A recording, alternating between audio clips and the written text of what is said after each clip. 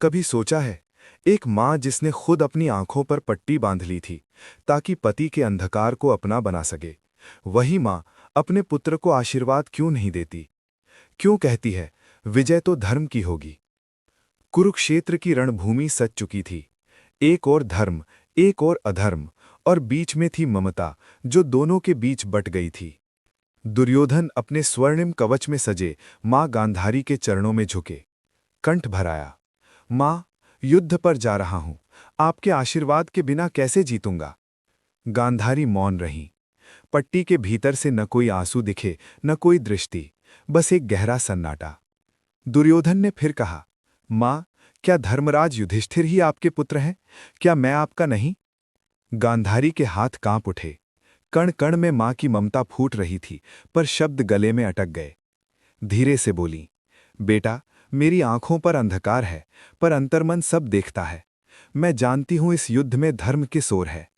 दुर्योधन ने व्यंग भरी मुस्कान दी। धर्म? धर्म ने ही तो हमारा राज छीना मां, धर्म ने ही तो हमें अपमानित किया। गांधारी ने कहा, नहीं पुत्र, धर्म कभी अपमान नहीं करता। धर्म केवल सत्य को स्थापित करता है, और जो सत्य के विरुद्ध जाता है उसका अंत निश्चित है। दुर्योधन की आंखें लाल हो उठीं। तो आप भी चाहती हैं कि मैं हार जाऊं? गांधारी का चेहरा पीड़ा से भर गया। नहीं बेटा, मैं हार नहीं चाहती, मैं तेरे उद्धार की चाहती हूं। तेरी विजय से अगर अधर्म बढ़ेगा तो वो विजय नहीं, विनाश होगी। दुर्योधन ने गहरी सांस ली। मां, कम से कम एक आशीर्वाद तो दे दीजिए।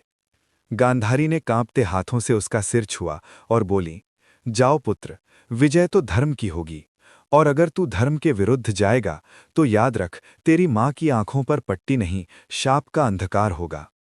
दुर्योधन उठ गया। उसकी आंखों में आंसू थे, पर हृदय में अभिमान अब भी जल रहा था। गांधारी की हथेलियां हवा में थरथराईं।